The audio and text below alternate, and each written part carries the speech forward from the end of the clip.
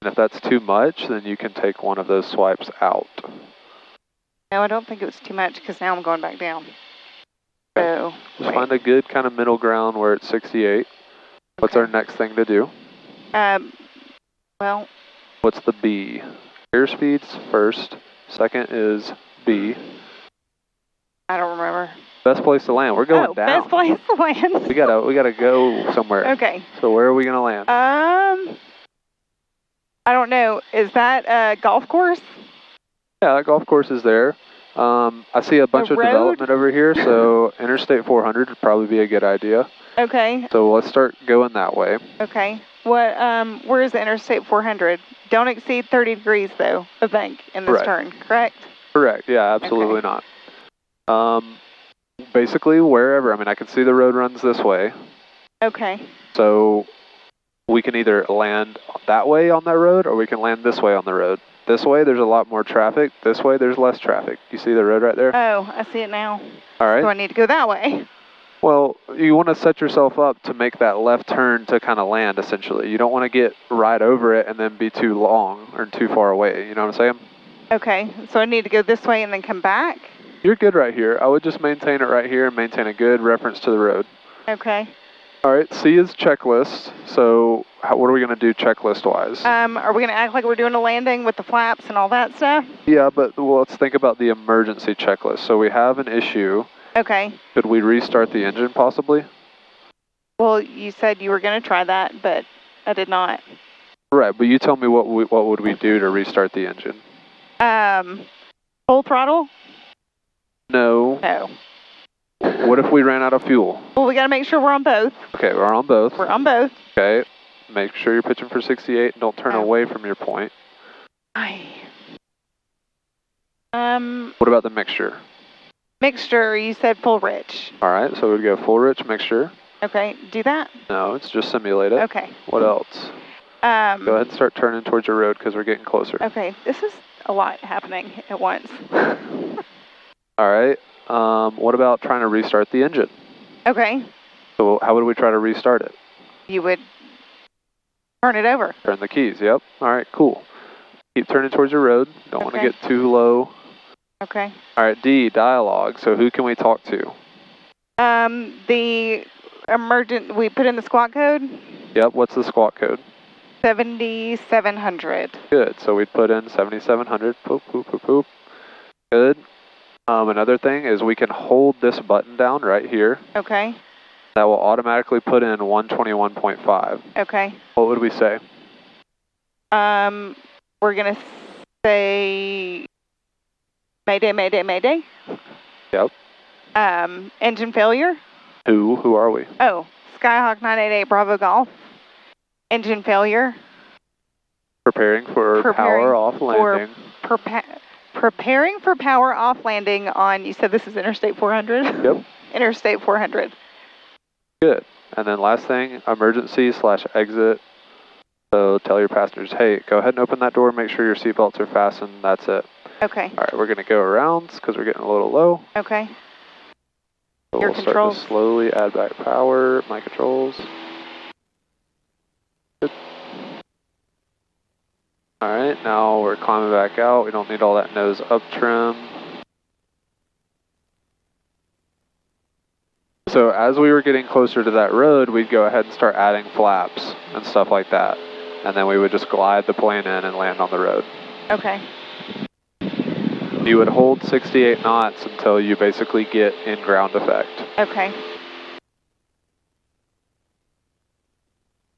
Did you just now start recording? No, okay, it's been recording the whole time. Okay, thank goodness, because I was like, that was a lot of useful information.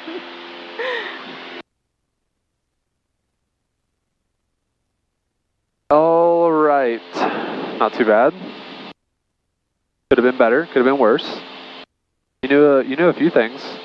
It's good that you knew like 7700. Like that's something that's simple that in a high stress situation, some people just like completely forget. They're like, I don't know who to talk to. I don't know what to squawk. Well, you realize you just gave me all this information like 30 minutes ago, right? Yeah, I know. And it was a lot all at once. It was. Like, I I wish I had it like that. I wish that you could just tell me once and I would remember all the things. You did tell me one time, you said, if you just tell it to me slow one time and let me write it down, I will never forget. No, I will go home. I will study it, and then I will know it next time and I won't forget. Not that it would just magically be in there. Yeah. Oh, no wonder you've had these high expectations. Is that what you thought was supposed to be happening? I knew that you were studying it, so it's all good. All right. Okay. So that's engine failure. Okay. We'll climb back up just a little bit. We'll get a little closer to Gainesville, and then I will show you engine fire. Like I said, a little bit different. Okay. If you have an engine fire, you're not going to attempt to restart. Also, because you were asking about it earlier, that far left knob, that is the primer. Okay. So I'll show you once we get on the ground how to make sure that it's in and locked. Okay.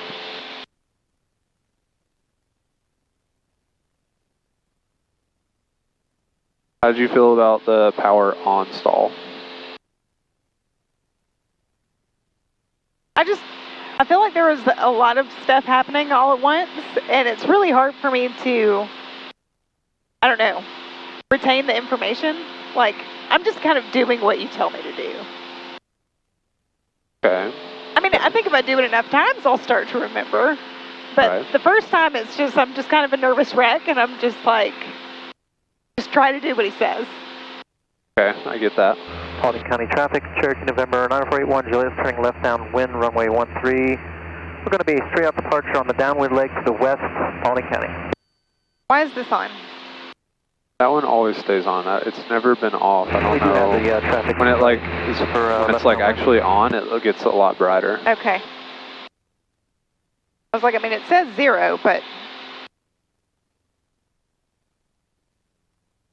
All right, so we're gonna get up to 4,000, and then I'll do the engine fire. Once you complete the initial part of the engine fire with the pitching down and blowing out the fire, then it's basically you transfer to like, all right, now I'm in a engine failure scenario just like we did.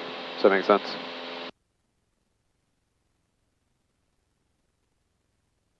All right, coming up on 3,900.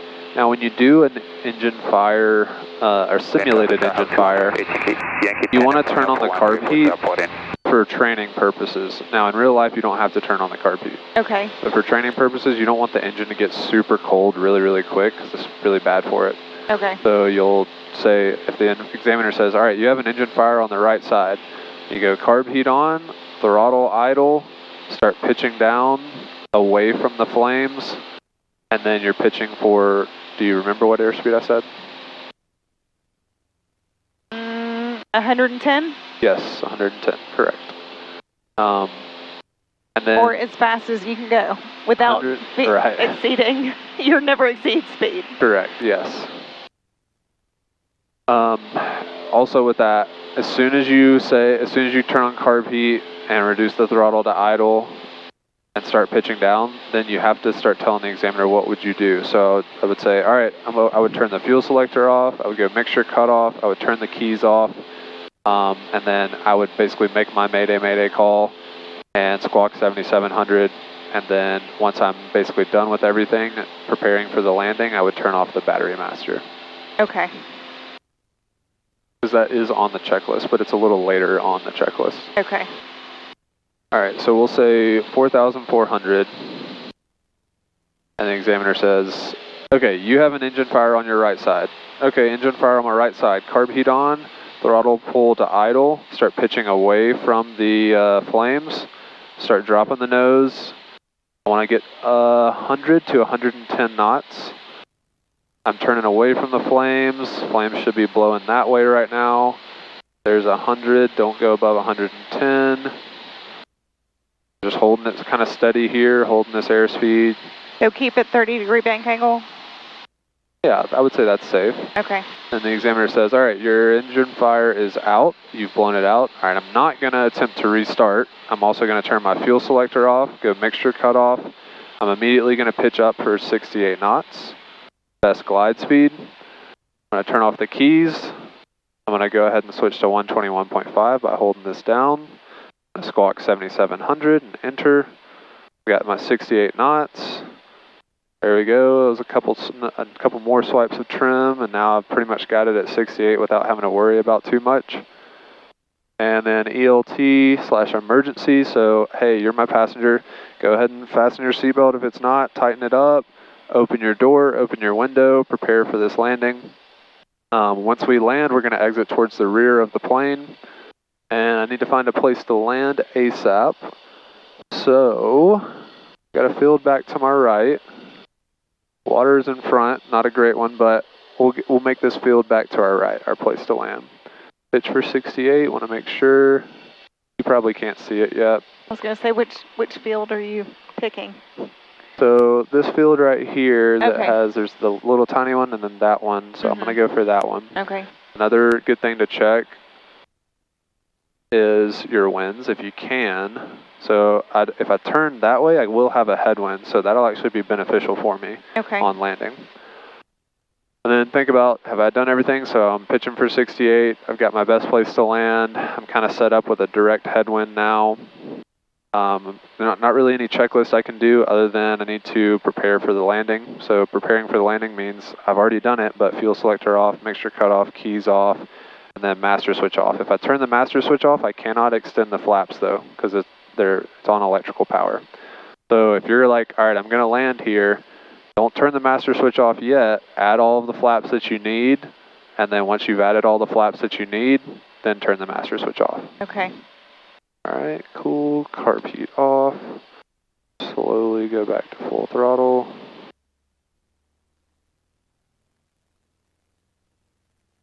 Now take all that trim out.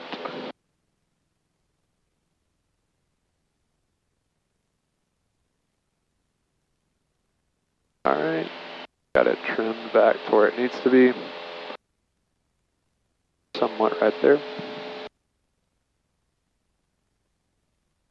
So that's engine fire to engine failure. Okay. Some examiners will do only engine failure on the check ride. Some will do engine fire only. Some will do engine fire and engine failure right back to back. So it's just up to the examiner. It's their discretion on what they give you. Okay.